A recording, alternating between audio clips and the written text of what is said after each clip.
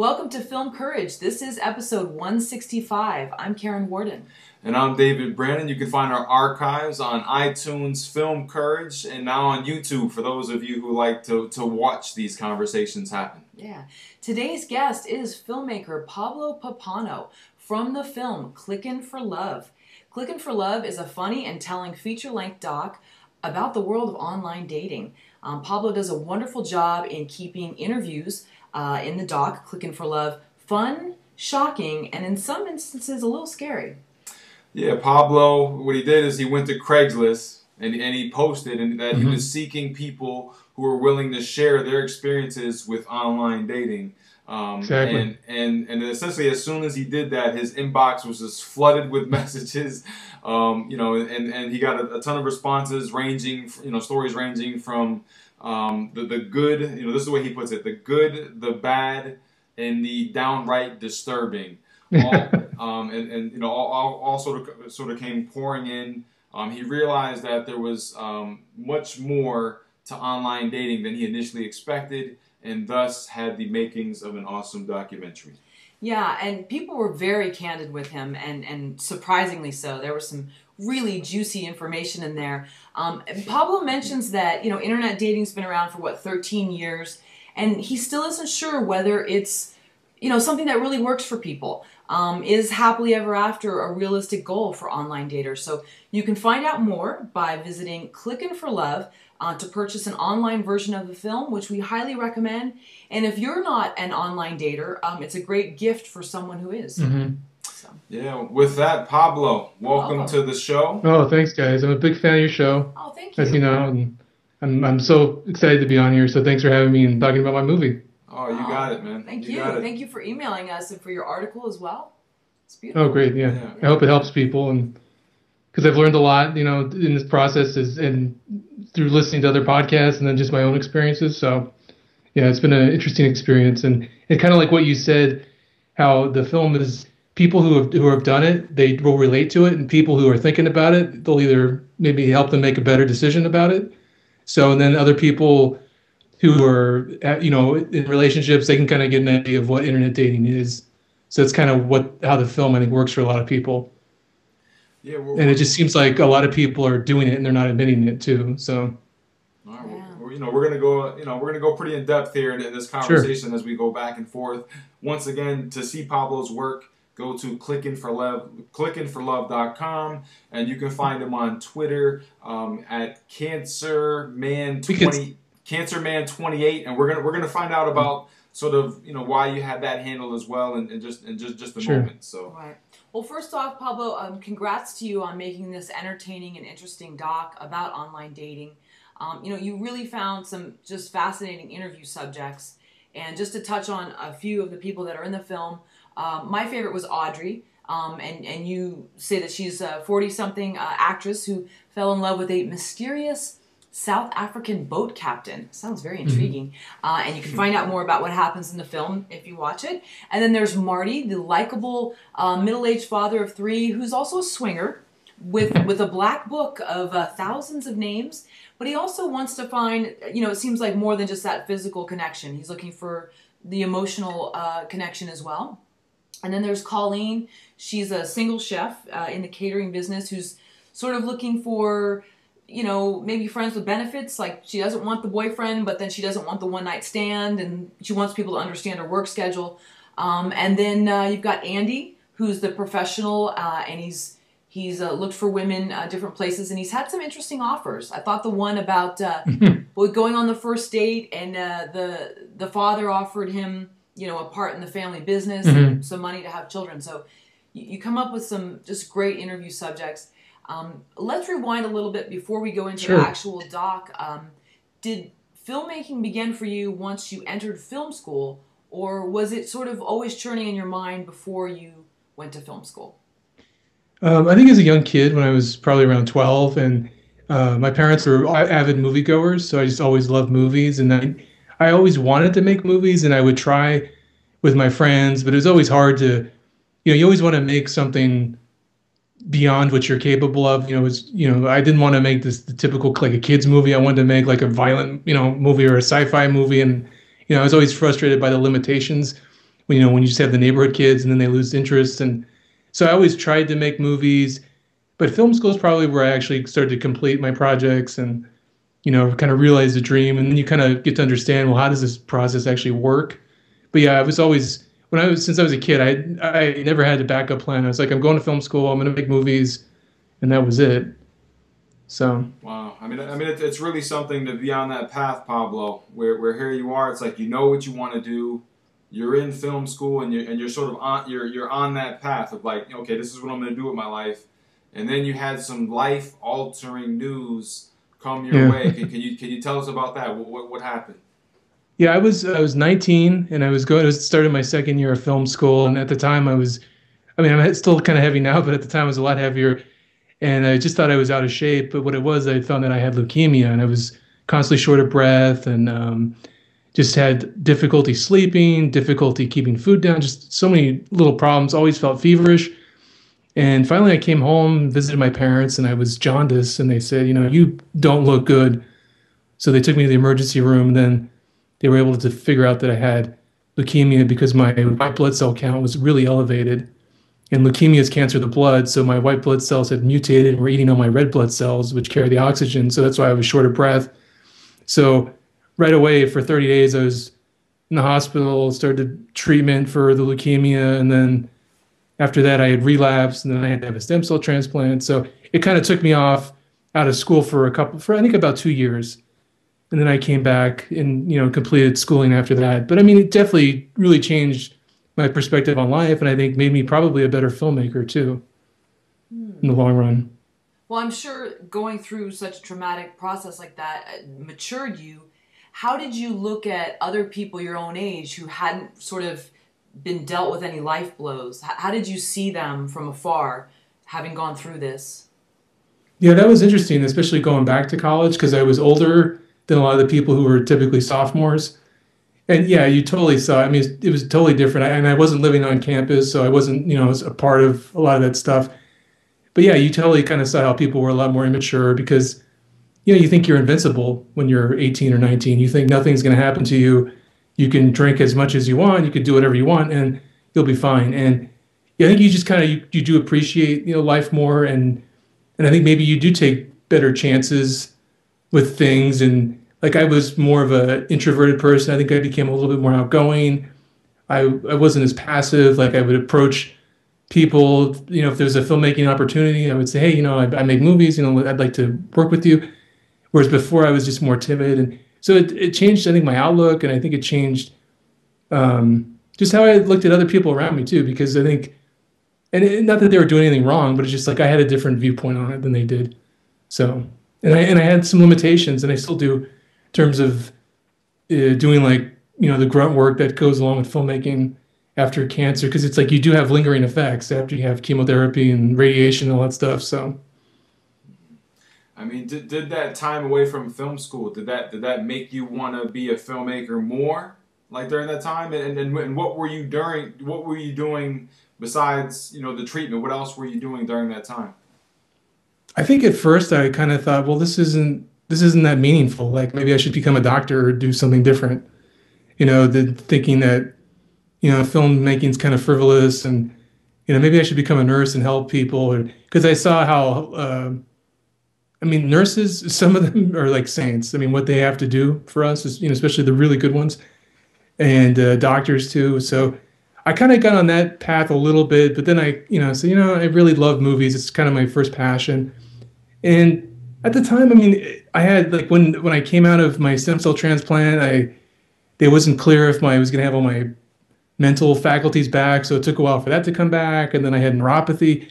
So it's like, you're basically treating your body with all these toxins to get rid of all the cancerous cells and everything. So you have these side effects. So it takes a while until you kind of feel like you're at your norm again. So basically I just kind of recuperating. And then I took some classes at a junior college because I wasn't sure if I could handle that kind of course load again. And then that kind of gave me the confidence to say, yeah, I can go back to the university and finish. So that's basically what I did. And I think I did actually write some scripts too at the time. Well, you mentioned that maybe before you got sick that you were maybe a little more passive and you didn't take as many chances. and were introverted, and then you began meeting women online before it was really the norm. I mean, I think I remember back in the 90s, like there was the penny saver, and they would have these personals, but they didn't really have, you know, all that they have today. Can you tell us about what you were doing back then to meet women online? Well, back then for me, I mean, this is kind of before the Match and all that stuff happened. I think it was starting, but I would go on AOL and they had chat rooms, and they'd have like an LA chat room, like a romance. I mean, they'd have like film chat room, just different ways for people to come and talk. And you'd see there'd be these age, sex, location checks where people would say 18, 310, male, and then, or, vice versa for a woman. So, well, where were people in relation to where you were? And then maybe you'd send them a message. You say, hey, how are you doing? And then you'd, try to have a conversation. And then usually you'd exchange a picture, or sometimes you wouldn't see a picture. And then that was kind of a red flag. And then, eventually you try to get their phone number, and then you try to call them and go out with them and, see what happens. It's almost, kind of like meeting somebody in a bar in a sense. You kind of just the same kind of questions. What do you do? What do you do for fun? And then, but, you obviously don't see them. So that's kind of what I would do is do that. But I mean, it's kind of like what Marty does now with Craigslist in the movie, how you send out 100 messages and, so many people respond. And then, hopefully you like that person. And it's also, I think, for film festivals, how it works too, is you send out tons of, admission, tons of checks and copies of your film, and you hope that some, want it.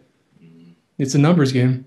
Right. It was great too, because I think it showed him like doing this template that he would just paste in, and then from there, if he got a response, then he would do a real one. But you mentioned on the website that you call yourself, at that time, maybe a serial dater and dumper. And I found that fascinating. What is that? Well, I think because I was a shy person and I didn't really have a lot of relationships through high school. I think I was kind of immature when I was able to meet people, through online. So it was kind of like, oh man, this is cool. So maybe when I was 15, if I would have gone through that phase of, I want to date as many girls as I can and, and find something serious, it was more like, and you have a lot more options online too. So I think before online dating, you'd say, well, maybe I don't like this about the person. I'm going to work through it with them. Well, now I don't have to, because I have so many other people I'm talking to simultaneously that maybe, she's more attractive than this last one, or she has, better job prospects. And, it's like you can just kind of mix and match. And I think that's what a lot of the people do now, because like Colleen says in the film, it's an ego booster too, to say like, hey, I have all these people who want to go out with me. And who wouldn't want that feeling that they're desired by all these people? Sure. But that's also the flip side of it is, well, maybe they're talking to a bunch of people too. So when you do have a serious connection, it's like, well, hopefully they feel the same way as you do, because I think we're all, men and women, are kind of in this kind of trap now with online dating, where you can, if you don't kind of stop and say, hey, this person's worth the time, worth getting to know, worth, having a relationship with, because you could pass along a lot of good people just because you're kind of in this addiction to, meet a bunch of people. So from all the people that you talked to, what was the most common experience that they had with online dating, whether it was good or bad? Was it people not looking like their photo, or painting a rosier picture of their financial situation? What was the most common? I think the one thing I really learned from this movie is that, if you attract the wrong kind of person, off the internet, it's not going to change when you go online. If you attract abusive people, you're going to meet abusive people on the internet. It doesn't matter. It's not the website's fault. It's kind of, what you put out there. That's kind of what I learned.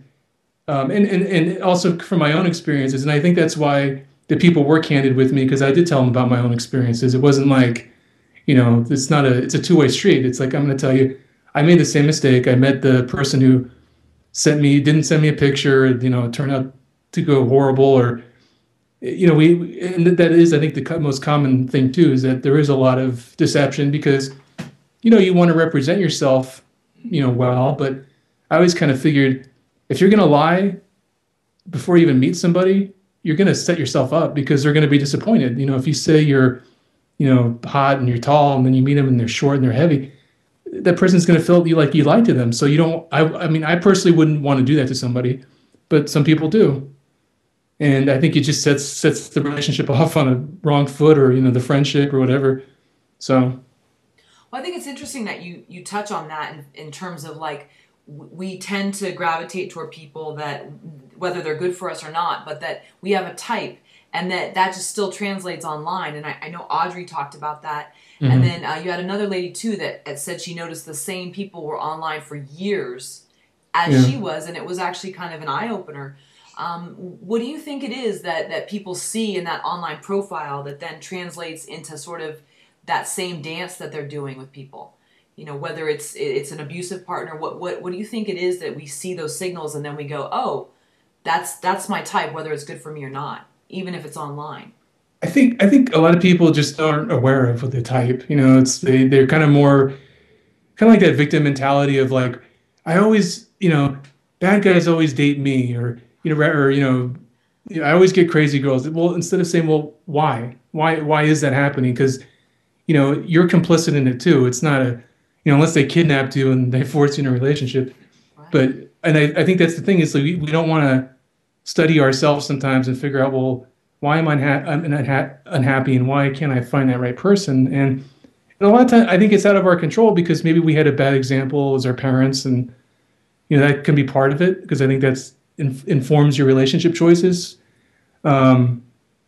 But I think with the profiles too, people aren't always honest in their profiles because it's like a billboard for you. You know, look at me, look how great I am. So you're not going to say, you know, I can be abusive, I can be mean. You know, you're going to say, oh, I'm very understanding, and you know, I don't like to argue. You know, you're gonna play up your attributes rather than you know, play them down. It was funny. I worked on a project, and there was a guy, and I forget his name, and he gets paid a lot of money to write people's profiles. And I don't know if it was a joke, but he said he had a guy who was a neo-Nazi, and he was helping him write his profile, and he changed it to say he liked World War II artifacts or something like that. He played it up rather than highlight his, you know, his neo-Nazi aspects. So, I mean, you know, that's kind of part of it is, you know, the profile, you may not get all the information that you want. You know, you're probably going to get it, you know, when you meet somebody. But, I mean, I think you can kind of tell if someone's, you know, maybe rude or short with you. You can kind of tell what they're going to be like once you meet them. But I think sometimes the problem is you have that emotional connection online. So then like Audrey and how she kind of forgave a lot of the things the guy did because she thought, oh, I'm in love with this person. And which is kind of another interesting thing that you can have an emotional connection with somebody before even meeting them, you know, just through video chatting or chatting online. So it was another thing I thought was really interesting. Yeah, I did too, especially because, you know, Audrey talked about she's very intuitive and empathic, and it is interesting how someone that, I mean, she can tell things about people even by looking at their photo, that emotional component, and it's almost like falling in love with a celebrity. You have this idealized version of who they are, and yeah, her story is really fascinating on how that she let that sort of happen. And I think it could happen to a lot of people, you know, that you get very seduced by the idea of someone, and even though it's not realistic of who they are. Yeah. You know, yeah, and I think she just I don't know. I mean, she's a little kooky, and some of those. I mean, I think she's trying to. I don't know. To me, it seems like she's always going to attract that same kind of person, unless she kind of figures out, you know, maybe I should just go for the opposite guy. You know, I don't know with her. I mean, I hope she does find the right person, but. Well, I think too, a lot of times people find somebody boring, and that means that's probably they're good for them. You know, it's when that person sort of is like, wow, this is so exciting, and that's probably your buttons being pushed, and you're going to do that dance together. So I think someone in there mentioned that usually the ones that are safe and like nice people, they didn't find interesting, which is probably a cue that they should that's the one they should go for. Yeah. There you have it. You know, Pablo, let's talk a little bit about getting this sort of movie off the ground, because, you know, committing to the idea or committing to a feature film, I mean, that's a massive decision, you know, and oftentimes we don't even realize how big a decision is as we're doing it. We don't realize until years later, after all the work that we've put in, be like, wow, that was really a big decision to say, I'm going to make this film. So what was the idea that sort of you rallied around and sort of led to you committing to this film and going forward with it? I think I always felt that there was a movie here, and I was kind of really surprised that there wasn't really something similar to it already, and because of my own experiences. And I just said, a lot of people, they don't, they may kind of know about this, but there's a lot here that hasn't been uncovered. And at first, I wasn't sure if I had a feature, because basically what I did is I shot all the interviews first, and then we edited all the interviews, and then we shot all the B-roll stuff. But it just became a point, and I'm sure you're aware of this too. It's like you get so far into it, and you're like, I have to finish this. I'm not gonna let this go. I just, even if nobody sees this, it'll just be an accomplishment just to finish it. And then maybe my friends will like it or something. But it just became about, we're in the middle of it. I've invested so much money, and I was proud of it. I thought this is kind of one of the best things I've done so far. I said I'd like to see this through and just have a project, just to say, hey, I completed this and I did it on my own, because I'd never tried to do a feature before. So I said, you know what, let's do this. And it took a long time, and I was working with a lot of people who were freelancing, so I was kind of based on their schedules and their timetables, so it kind of made it longer than it should have been. But you get it done, and I tried to do it with the least amount of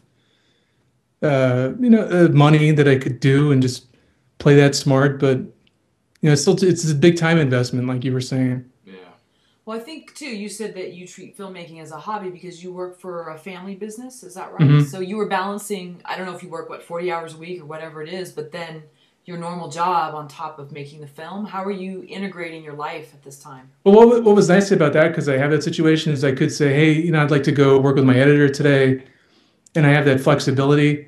Oh. But I mean, it was nice about we have smartphones now and computers, is I can constantly check my email and handle if there's a customer situation, or let the office know about something. So I was always kind of close to it, but I would maybe every week or so I'd go meet the editor and kind of work with him and help kind of move the project along. And so I mean, I think working in the business I work in, it's kind of given me the ability to kind of multitask and to say, hey, well, I can work and I can also call the animator and make sure he's on schedule. And but it is hard, because when you're doing all this stuff by yourself, after a while you do get kind of like, yeah, I need help. I can't think of everything, but I guess it's the passion, for filmmaking that we all have, that we want to get the project done.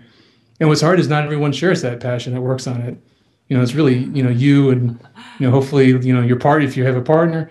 But I mean, the other people, some of them do, some of them don't. And that's hard to get them to have that interest.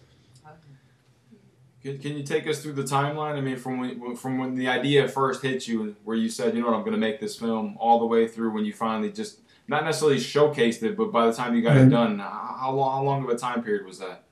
I think it was about a year. I kind of had the idea a while back, but it was about a year from putting up the Craigslist ads, and it took a while to kind of arrange the interviews, because some people would fall through, and some people just, I mean, it's Craigslist, so you're going to deal with a lot of weirdos. And then, setting up the interviews, and then editing. Editing took the longest time, because it was finding the structure and then figuring out, adding B-roll to it, and figuring out, what kind of extra shots we needed. Because, I mean, sometimes some people, when they do a documentary, they have it all kind of scripted. But I think a lot of times you're going to have all these spontaneous elements, because you don't know what you're going to get from some of the people that you interview.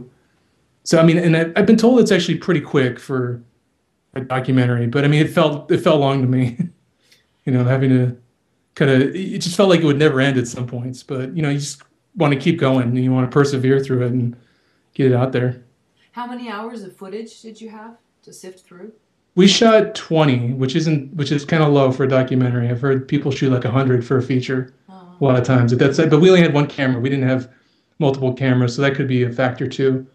Yeah. So, I mean, mainly the interviews, we'd shoot like an hour. I think an hour to maybe an hour and a half with the people. But then I brought, like, Colleen, I brought her back a couple times, and Andy, he told me about that Toastmaster speech he was going to give about online dating, so he went and videotaped that. Some of the people kind of kept in contact with me, so now I'd say, like, oh, I'd really like to have Colleen cook something. So I called her back, and she cooked the dessert, kind of give people an idea that she really is a chef. And so we do some kind of I talk to the people, and they give me updates. Like Andy was dating a girl, or Colleen was dating a guy, and then we kind of, or Marty was dating that girl. So we went back after the initial interviews and shot that stuff. You know, in our life, Pablo, just this past week, Karen pitched me an idea for a story that she has that she wants to develop, and something I just told her before we kind of connected with you here today is I said, you know what, I think one thing you should do is you should actually write down the inspiration behind the idea, like not just write the idea down and do that whole thing, but I feel like, you know what, just write down the inspiration of why you're doing this, because later on when it comes to promoting and marketing the film, it's so helpful to really go back to that original inspiration. I mean, we're getting very close to releasing our film, and it's like, that original inspiration was like 3 years ago, and I'm having to like reflect back now on what the film or what the core idea was. And it's challenging. It's like, life has been such a blur for the last 3 years. Have you ever heard of someone not just beginning their idea and writing that down, but also writing the inspiration and why they're doing it? No, but I think that's a really great idea, because you could go back and go, God, because it may change too, your inspiration as you go. I mean, it's investing 3 years of your life. Totally. You may be like, oh my God, why am I doing this? But yeah, I mean, I would definitely do that. And I remember my mom always told me about that, like, having like life plans and writing it down. And then, you look at it later and you'd be like, how did I get from here to there? I would definitely do that on my next project, is figure out, why do I want to do this? But I think for me, I think about things so much, and I think sometimes I probably think too much, but it's kind of is in my head. But yeah, to write it down to where you've kind of owned it, and maybe dated it and said, this is why I'm doing this. It's a great thing to do. Yeah. I just wanted to put that out there, and something. Yeah, absolutely. And with your story, that one of the core ideas, I guess, before you posted the ad on Craigslist, was the initial idea that didn't go through. Was you were like, I'm going to get some of my friends together. We're going to get them drinking. We're going to turn the camera on them and just start having them tell like some of their best online dating stories. I thought that, like, just me thinking of that, I mean, that's hilarious. Tell us what happened there. I mean, did you actually attempt it, or they wouldn't buy into it, or what happened? Well, what happened, I was finishing my student film. It's called Sick, and the guy who did the audio for me, we spent so much time because it was a non-sync sound film, and then you had to add sound effects and music. Well, I wanted to complete the project, because at film school, a lot of people don't completely finish their films. So I was working with this guy for a long time. And, I got to know him, and we would talk a lot. And he was telling me about all these women he was meeting online, because I was meeting women too. And we kind of share stories. And he remember he showed me pictures of a girl. And every picture she was wearing a costume, like a Mickey Mouse costume, not like a sexual costume, just like, like weird. And I go, are these all from Halloween? He goes, no, she always wears costumes. I go, okay, well, that's a little nuts. And then he would tell me how crazy he had all these stories, and I was like, God, I want to interview this guy. But I think it's one thing for people to tell you in confidence. It's another thing for them to tell you sometimes on camera, because I think they're afraid of what's going to happen. And then I had some other friends who I would tell them about my internet dating, and they would tell me, and I said, and one guy, he met a girl, and she came to school, and I think he was taking a final, and she was waiting in his room, and then she just, I guess she felt he took too long, so she like threw his computer out. I mean, just like crazy shit. And I'm like, that would be great to have these, to videotape these stories and just do something kind of really inexpensive that would just be kind of cool and kind of creative. But I think just the reality, when it came to reality and then wanting to be interviewed, it was like, I don't know if I want to do that now. Because film is going to I mean, your movie's going to last longer than you. It's going to be out there. So maybe they were worried about, other women seeing it, or, I mean, who knows? I think, and there were even people for Clickin For Love. One of my friends, he was trying to get a friend of his who was a serial internet dater to be interviewed, and he didn't want to be interviewed. And I think some guys didn't want their tricks to be kind of exposed, out there, because a lot of people have, lines that they use, and I guess they're working. So, why publicize it? Women too, yeah. Yeah. We have our little secrets that are just amongst, when we go to the bathroom, we talk about it together. So exactly. That's Pablo, let's talk about this. What do you remember of the Craigslist ad, like the pitch? I'm just curious, like, what your pitch letter was. I mean, Do you remember? Do you remember It what was, you wrote to get all these responses? yeah, it was basically, I'm making a documentary about online dating, and I'd love to take interview for an hour. And if you have a unique story or a funny story, please contact me. And I said I would pay people $20 to do an interview because at first when I put up the ads, nobody responded. I thought, well, $20 isn't bad for an hour, and then I think I said I would feed them too. And then they slowly would start to trickle in, and then you'd kind of lose the communications because the ads move. So then I would have to post another one, and the one from Andy was really kind of funny because he said some friend saw the ad and told him he should write me, and he said I know that films need interesting storylines, so he wrote like bullet points like, father offers me $100,000 per baby, and he called it the Sperminator. Like he had titles for all of his stories, so it's kind of funny how I thought, like these are all cinematic little stories that he had, and then Judy, the lady with the dog, she wrote her story, and it was really long, and she was writing all these stories about all these guys, and I called her and I said, "Wow, you have all these sad stories." I said, "Why are you still doing this?" And then she told me about how her her fiance died, had a heart attack, and there was a love of her life, and they met on, I think, on AOL, and I was like, okay, well, I can kind of understand now how you think, you'll meet another guy of that caliber online dating. So yeah, it was just kind of funny. Some people would be very vague in their response, and some of the story that they would call or they'd write me, and it would just be like generic, like, I went out with this guy and he seemed like he liked me, and then he never called me, and I'm like, well, that's not that interesting. That's typical to a lot of people's dating experiences. You think it's going one way and it actually goes another way. So yeah, I would just try to find people who are interesting. And Colleen, she had a blog where she wrote about a lot of her dating experiences, and so that she had a lot of crazy stories. So I mean, and I always tell people go, well, how did you find people? I said, well, people who want to be interviewed, they usually are kind of almost like an actor. I mean, they're not actors, but you know what I mean? It's like they want to tell their stories, and a lot of people don't. And I think that's, like a lot of your friends, maybe they'll have a new boyfriend or girlfriend, and you'll say, how'd you guys meet? And they won't tell you at first, but a lot of times it's online dating, because I think a lot of people still aren't admitting it, and some people are. But And when you actually sat down with them to do the interviews, I mean, was it an hour's worth of time, or did you go over? It wasn't always an hour. Sometimes it was longer, but I mean, I think I said an hour. But I mean, a lot of times, one thing I learned from my dad's a really good salesperson, is people love to talk about themselves.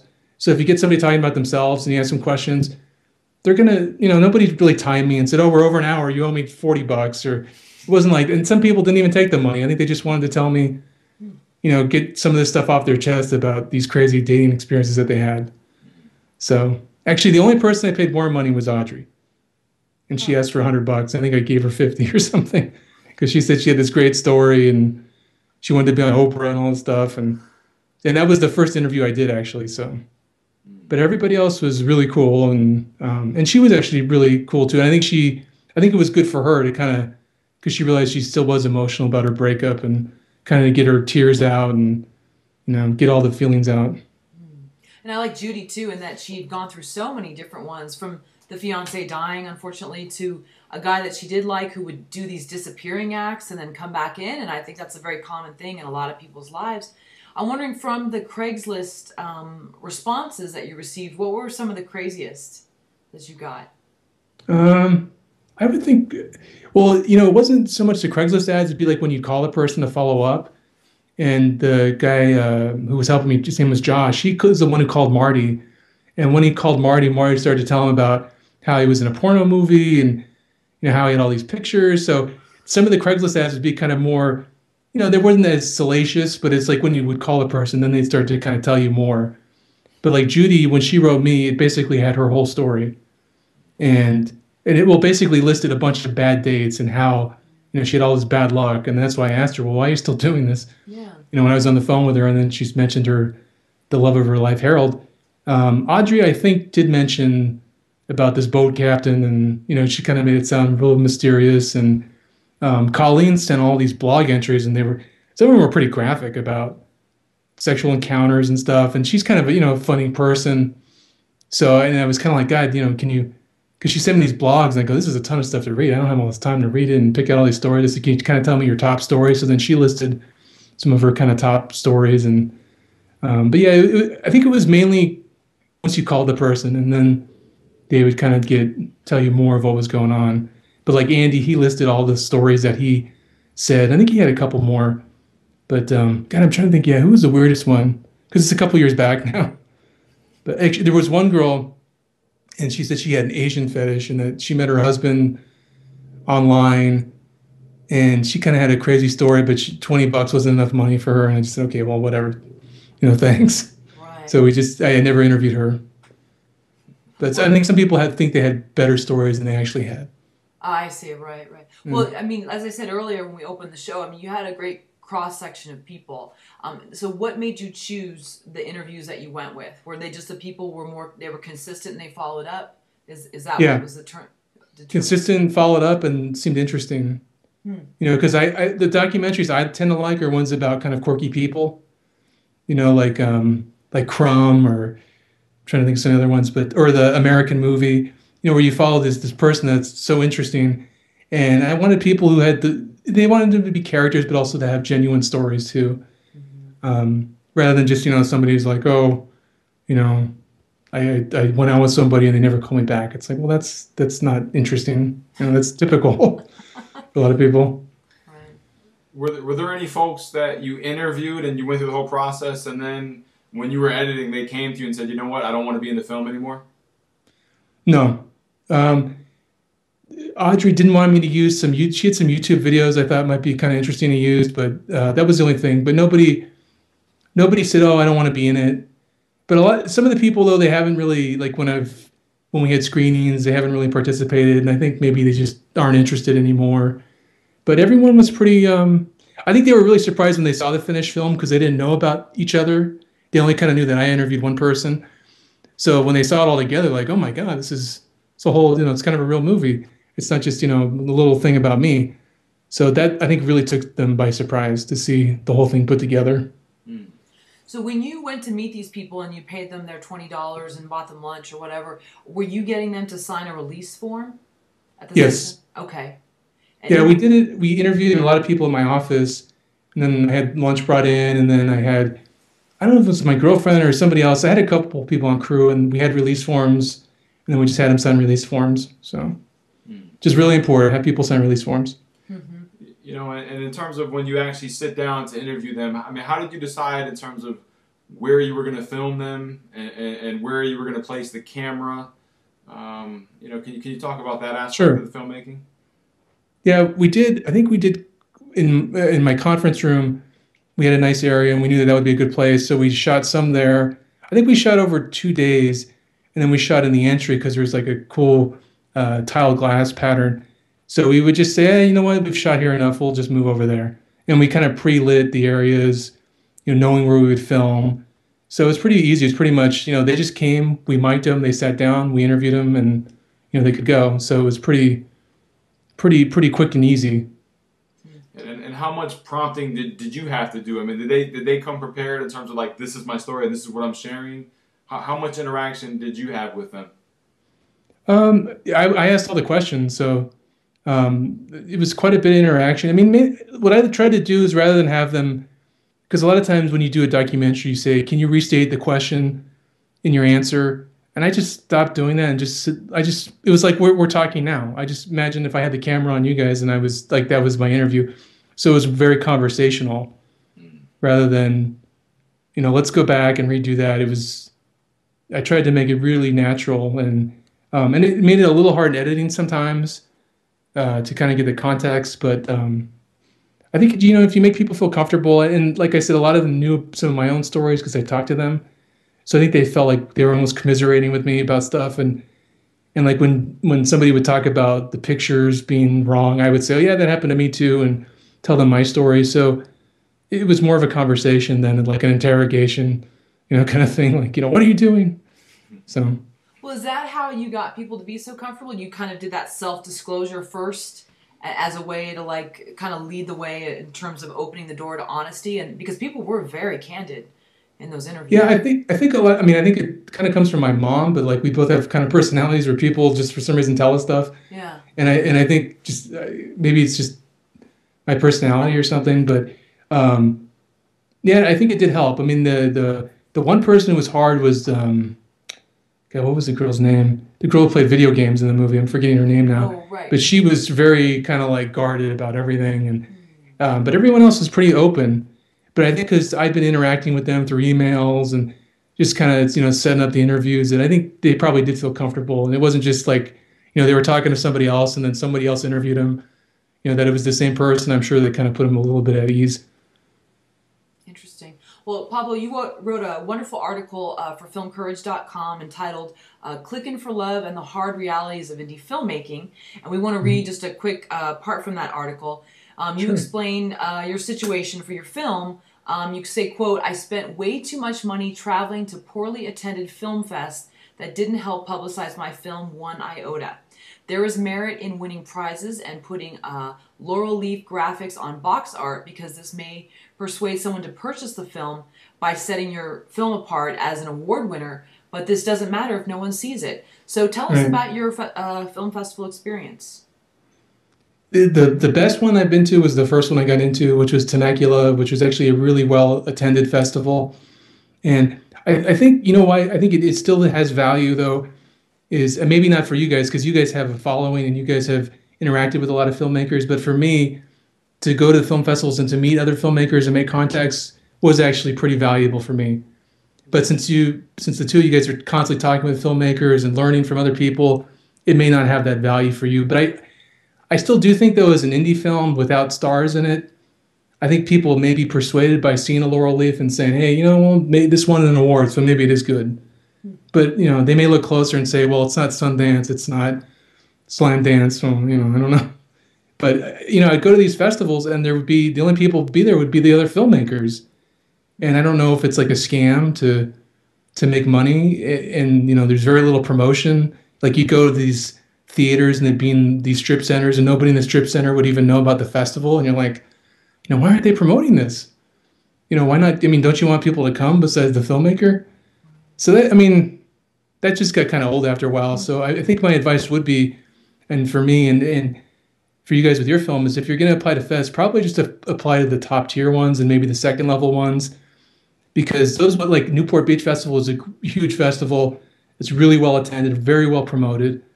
That's local. If you can get in a festival like that, I think it's worth it. But it's like some of the smaller ones, like AOF, you're going to find more people. You put it up on YouTube, probably more people will see it than are going to go to that screening, which is kind of sad because I think, a lot of us love movies and, why not, advertise your festival and promote it? Can you take us on that timeline as well? I mean, when did you first start submitting to festivals, and kind of where are you now? I mean, how many festivals have you? I mean, how many festivals did you submit to, and how many did you get in? And I think I did around 80, and I got in submitted? around 13. And basically, when I talked to other people, that was kind of their hit rate too, was about 10% of what they applied to. Some people less, but there's a lot of things too that aren't festivals, or like they're contests basically, where you win an award. And I have a joke. I was telling my friend, why don't we should create our own contest, and it's the Filmmaker of the Universe award, and everybody submits wins. So you can say I won, Filmmaker of the Universe, and put that on your box, and because that's the equivalent of some of these things. It's like you win this award and there's not even screenings or anything. It's just like somebody divvies out awards to films, and it's like, did everybody who applied get an award? I mean, you don't know. You don't know how many people applied.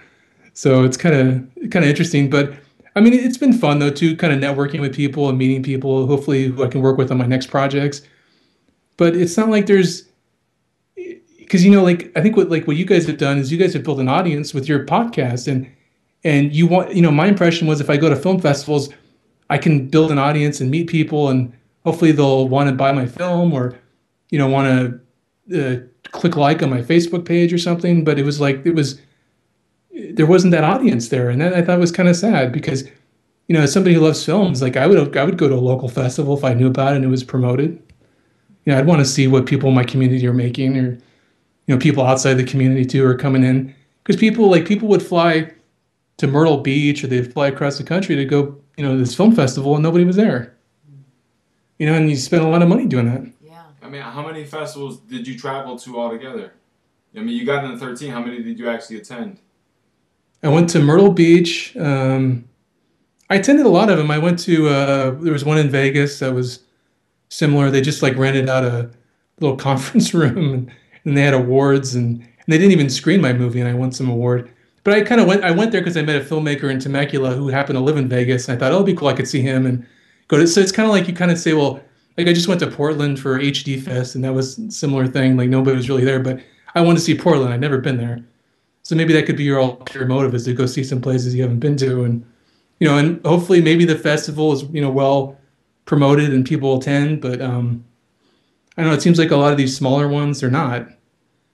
Wow. And I almost thought it'd be better for like filmmakers like you and me to create our own festival, because we know what it takes, and I think we would do a better job promoting movies than some of these little festivals. No, I mean it's not easy, Pablo. I mean, Karen and I mean we hosted a screening series for 2 years, here in LA at the Downtown Independent, Mm-hmm. and yeah, it's incredibly challenging. It's incredibly challenging to get people to come out and support. These smaller films, and there's just so much competition. Right. We found it was mostly the cast and crew that would come out, not people outside of we would advertise it so many places, and it was very difficult to have people, and especially if the film had screened a year prior, that was just no chance. You know what I think kind of sucks too is like you go to these festivals, and like people who are local, they'd have all their cast and crew come, so they would have a pretty big attendance, but then they'd leave after their movie. Yeah. And they wouldn't sit there, and I mean, to be courteous, I would do that. I would watch the shorts before my movie and watch other things. I mean, I just think that's kind of like, why not check something else out? But yeah, I mean, I know it's hard to promote it, but you would go to these festivals, and people who literally the restaurant was right next to the theater had no idea that the screening was going on. They didn't even walk next door and put up a flyer. And that, to me, it's like, if they don't even know about it, you're in trouble. Or you go on their Twitter feed and there's nobody talking about the festival. Right. Right. That that's a problem. That's a red flag right there. Yeah. Yeah. No, I mean, it takes so much effort. It takes so much effort, so much work, so much energy to actually get people out in the theater. I mean, we've been very fortunate so far because of all the work we've done with Film Courage and everything, that we're very close to selling out our world premiere of Goodbye Promise. But at the same time, we never sold out a screening. During our interactive series, we came very close twice, but we never actually sold out. It's incredibly hard to do. Yeah, it is. And there were some incredible films. I mean, just absolutely brilliant ones. And sometimes the turnout would be like 15 people.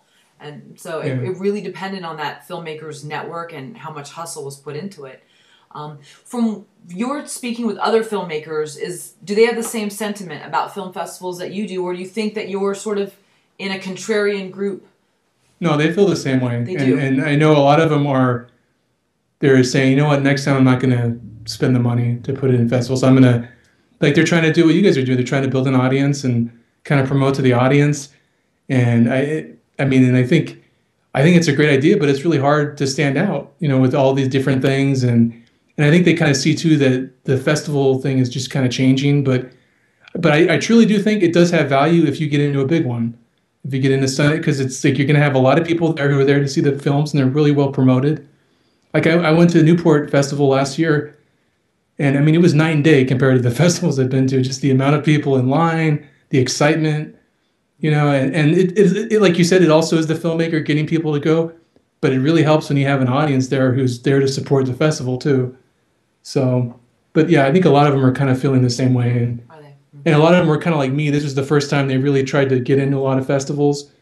So, it's and I think things are just changing. So we have to kind of figure out, well, what's the best way to interest people in our movies? And to me, it's like I always hear people talk about, well, put it on YouTube. Well, it doesn't mean people are going to see it.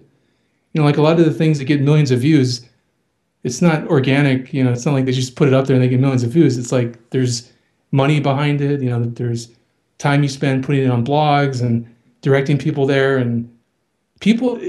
What amazes me is that people will come up to you and say, "I liked your podcast episode," but they won't like your Facebook page, and it's like, well, how hard is it just to click like on a Facebook page? Or, it's like taking that little taking a little amount of time, and that's what's strange to me is how maybe there's just too many things for people to focus on. I don't know.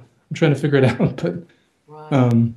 Well, too, with the YouTube, a lot of those, when you look at someone's channel, it has millions of views. If you look at when they joined, it was when YouTube first started. So it's a lot harder now to get views, and you're competing with so much. So with your podcast, it's the Pabcast, right? Popcast, like my name, Podcast, I'm Pablo. sorry. Okay. It's okay. Podcast. And how many episodes have you done? I think I've done 13. 13. Okay. And yeah, they're about 30 minutes long. And a lot of people I've met on the festival circuit, I interview and we talk about their experiences. And I just interviewed a friend of mine who I went to film school with, who's a set dresser. And he's been in the industry for around like 12 years, and he's trying to break into. He's done some spec commercials, and he's trying to break into that and kind of move away from set dressing. So I thought that was kind of interesting to see. Because people think you go to film school, you're gonna have a job in the film industry, and it's not really true. There's not like here's the directing job right here. It's, you basically have to do it your own, like getting people to the screening. It's all about you and, who you know and everything. So what are you trying to do with your film now? You have it online. It's available for purchase. I saw there's like a PayPal link. Yeah, you can buy it. You can buy a copy of it on DVD. I've had some interest recently from a distributor, and I'm kind of weighing my options because I've put in a lot of money in the movie, and I had a legal dispute with the movie. So I'm trying to figure out, is it something, do I want to put in more money into it? Because it's kind of the end of its run. We said the last festival screening. And, I think I'd rather work on something new, to be honest, than kind of go back and, get this thing ready to be distributed. And I've heard a lot of horror stories from people who've had their films distributed and they haven't made any money on them. And they've had to put in a bunch of money for the deliverables. And so I'm kind of weighing those options right now. I mean, I'd almost rather just like that guy who you interviewed, put it up on Vimeo and, have it for free for people to watch. And, maybe somebody will say, wow, I like what he did with, that film, and I'll maybe invest in his next movie, or I'll buy a copy of it because I want to support it, or because, that would be the most gratifying thing. You just want people to see your movies, what you want. You want people to enjoy it and see it. So. Yeah. And have you reached out to any of the dating sites where, because maybe some of the people's experiences were negative, they haven't endorsed it? Or initially, I was talking to a guy I know who he does some work with eHarmony, but I haven't reached out to any of the dating websites. I tried to reach out to, there's like blogs, like dating blogs and stuff like that. But like you guys know, it's a lot of work, and I almost wish I would have put money aside for somebody to do marketing and promotion, and, because it's like, they know kind of the middlemen, they know the people to go to with the blogs, and, because if you do it on your own, you're learning it all as you go, and you're spending a lot of time, and, I guess the good thing is that I'm learning a lot of things now with this film that, hopefully do differently in the future, because it just seems like, you really do need to take those steps. Because if you want it to be on iTunes, you have to find an aggregator and you got to pay them money, and iTunes isn't going to deal with you directly. So it's, probably put aside $2,000 in your budget for that if you want it to be on iTunes or, on another digital platform. So just learning those things has kind of been invaluable for me with this. What about an app? Have you considered that? Yeah, that would be a good idea. I haven't actually thought about that. Yeah, I wanted to do like a dating, like there's a game on the web page. I don't know if you saw it, but it kind of tell you who you're most like. Yeah. I was trying to think of something like that as an app. But cool. Again, I think you'd still have to promote it though. You'd still have to figure out a way to get it out there. And I think it would be a great idea. But I think right now too, I'm just kind of burnt out on the movie. I think it's run its course, and I've kind of learned everything I could from it, and I'm like, I just want to do something else now. And that's smart, because some people, I think, don't know when to kind of let a project, and I don't want to say die, because it's still, the page will still live on, but to walk away and go, okay, it's time for something new. And so in keeping with that, what is your next project? Or do you not have one yet? Are you still? No, actually, I have one. I started writing it. It's actually about a friend of mine and I in high school, and we kind of two guys who kind of, we like to make fun of each other and kind of bust each other's balls a lot. And I think it's going to be a short, because I kind of figure right now I'd rather kind of take the time and do something really focused on a short, and then figure out if I'm going to go the festival route. But kind of do something where it wouldn't be a huge investment of money, but it's also a story I'm really passionate about and I want to tell. And then, see where it goes with that, because I haven't worked with actors in a while. I've been doing this documentary to kind of get my feet wet with that again, and then maybe do a feature. But like David was saying, a feature is a huge investment of time, and I think I'd rather just kind of get comfortable again with a short, because it's been a while. I haven't really made anything for 2 years. So, and for me, it's like your name your show, Film Courage. It's like I have to kind of build up the courage again to do it. It's like I love movies, but sometimes it's just so much easier not to worry about all the filmmaking stuff and to do fun stuff in your life. But I mean, it is fun, but it's it's the battle of filmmaking. Oh yeah. And it's the battle to get your film seen, and we're sort of right on the brink of that right now. We hope we have some sort of solution as we get ready to release Goodbye Promise, but at this point in time, we're just not able to talk about it until we actually do it. Yeah. But one thing I do want to talk about is I want to talk about where you were before you went to the film festival circuit. Because that seems to be the thing that we keep coming across is independent filmmakers finish their film. They're not necessarily, you're not loaded up with a ton of options. You have a film that is sort of your passion project, doesn't have like big named actors in it. Mm-hmm. And so you have to find your way, and we all kind of go to the film festival circuit, and obviously we hope a festival like Sundance will pick it up, but really that's not the reality for most of us. Where were you at when you started saying, okay, we're going to start? What were your hopes and expectations at that point in time before the film festival circuit? Well, in the past when I submitted to film festivals, I'd only do one or two, and then I'd get discouraged because I get rejection letters, and I say, you know what? You can't do it this way. You got to really kind of swing for the fences and, just go for it. So that's what I did. I said, I'm going to apply to as many as I can. And I always hoped that, that it would get distributed and people would see it. And that was my greatest hope, was to be that people would, get a chance to see it. Because it seems like when people see it, they like it. But it's just getting them to see it is the issue. And it's the issue for a lot of films.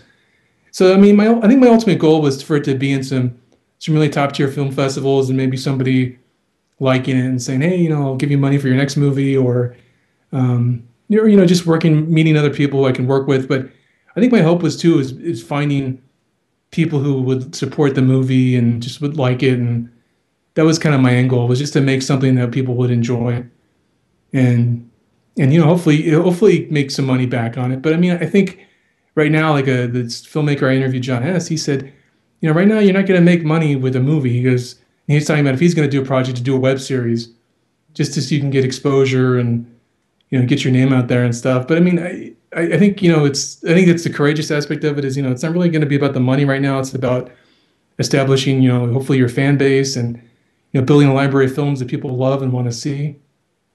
So that's kind of what my plan is.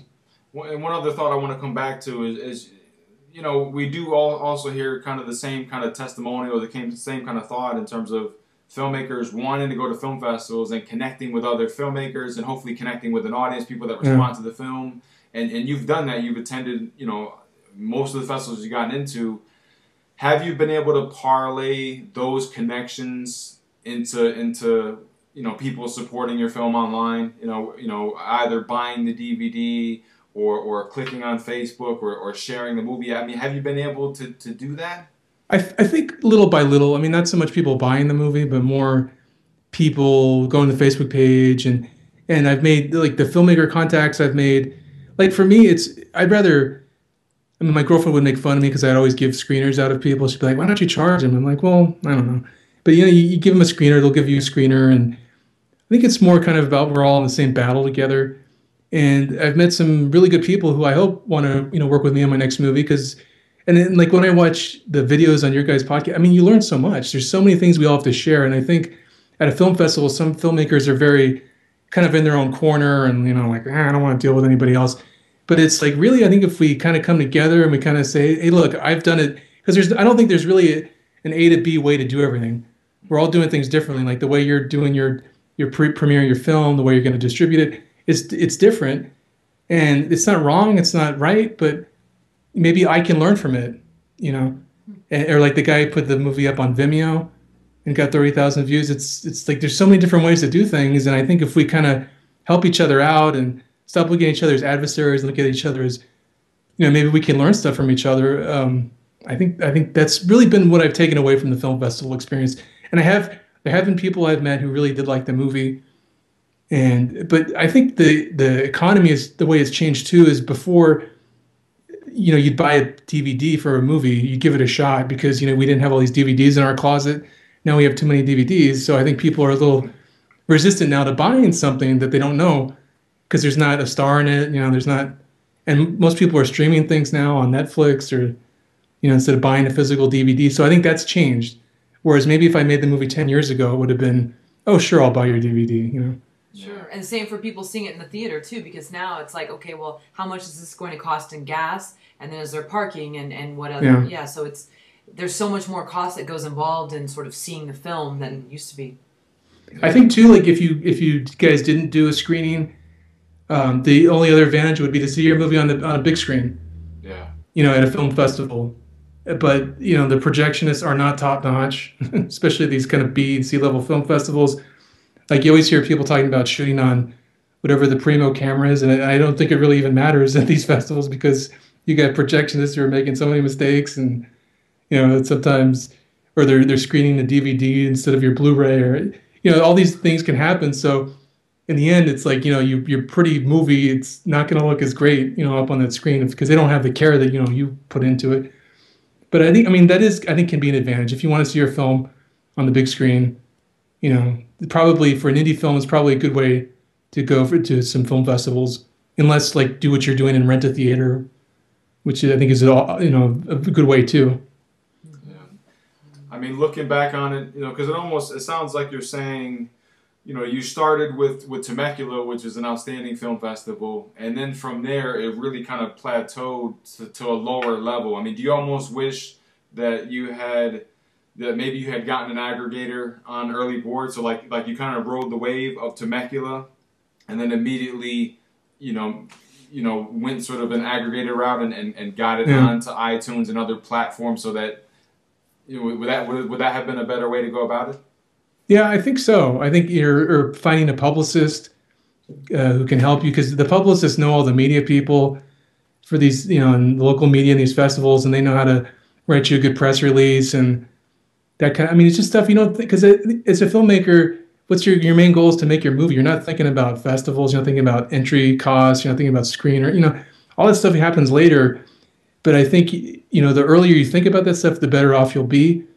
And I think, finding an aggregator, I mean, there's lots of people out there who do that, and just considering, putting aside that money, because there's these middlemen who kind of control I guess they're the gatekeepers, and you can't get around them.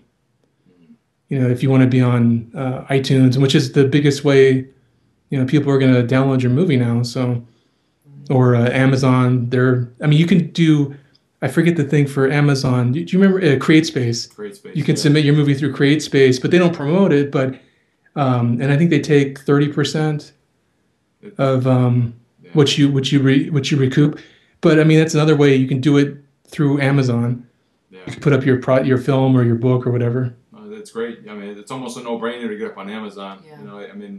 It's still a great discovery tool, and it doesn't really cost anything. It's like you can just get it up there no matter what the film is. There's no one to stop you from doing it. So it's a no-brainer to get it. But it's a trick of getting them to it. That's still the thing where you're gonna have to spend money promoting it somehow, or go into blogs that you think will direct people to your type of movie.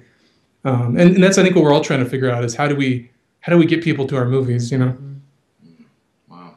Yeah, tough, especially now too, because there's so much information, so many updates from Facebook, so many things in the Twitter feed that even if it looks so interesting, like me having TweetDeck on, I can't click on all that stuff. I get nothing done. So we're competing for so much more, just the same as on YouTube, Whereas in 2006 there was less on there that we were competing for. And everybody's making movies now. And I was thinking about this too, like when I was in high school, we didn't have a film production class. It seems like a lot of kids now are learning film production in high school, so they know how to edit, they know how to shoot. So yeah, you have more and more people making stuff, and I think there's less people who are taking the chance on the indie projects, probably with less money in their pocket to buy DVDs and go to the movies and all that stuff. I mean, it sounds discouraging, but I think if you have a good film, I think it can still stand out. It's just taking that time and pushing it and, doing what you guys are doing, renting a theater and showing it to people. And, because if you make it in a vacuum, no one's going to know about it. Yeah, it also sounds like the lesson here also is, I mean, as you move on to your next projects, you already have this stuff in mind. You're already thinking about it, and the fact that we're talking about it here, it puts other filmmakers in a position for them to be thinking about it as they make their projects, So, hopefully them hearing this, it's like we're putting them a little bit further ahead of the game. Yeah, I went back to my film school after Temecula, and the kids in the class had no idea about Without a Box and all these basic things. I'm like, God, you guys should be on Without a Box, because they were going to make their thesis film. I'm like, if you're going to submit to film festivals, you're going to need to have your screeners. You're going to have to be on Without a Box. Should have a travel budget. All these kind of things. And it's like, all you're thinking about is making your film. You're not thinking about, well, how do I promote it next? How do I get out there? And so, I mean, it's just, and that's just, I guess, just learning it. But hopefully people learn it from listening to us, and rather than having, making the mistakes, and they can save themselves some time. There you have it. We've been speaking with Pablo Pappano of the film Clickin For Love, which is about the world of online dating. For more on Pablo and Clickin For Love, please visit clickinforlove.com. There's the shirt, nice for those watching, get the t-shirt. You can connect with him on Twitter at CancerMan28. And it's been an absolute pleasure, just taking time out and finally being able to connect with you this way, Pablo. Yeah, thank you so much. And you can also go to facebook.com/podcast show for his podcast, which is The World According to Pablo, for filmmaking, politics, dating, and more. You can also go to IMDb, and then you can also read Pablo's article on filmcourage.com entitled Clickin For Love and the Hard Realities of Indie Filmmaking. And also you can check out the Clickin For Love website, and they have a dating test, which Pablo mentioned earlier, and a review from Film Thread. So congrats to you for getting that. We got a really good review from Film Thread, which was really cool, because I'm a big fan of that. I was a fan of the magazine and the website now, so. Awesome. Yeah. Like Mark Bell. Well, thank you again, Pablo, for joining us, and really love the film. It's funny. I've never been an online dater, but just watching it, it's funny. It's also, there's some sad parts too, but I highly recommend all of you to check it out. And if you know someone who is an online dater, make a good Christmas gift. So great. Thanks a lot, and good luck with your premiere. Yeah, thank you. Thank you, Pablo. All right, take care.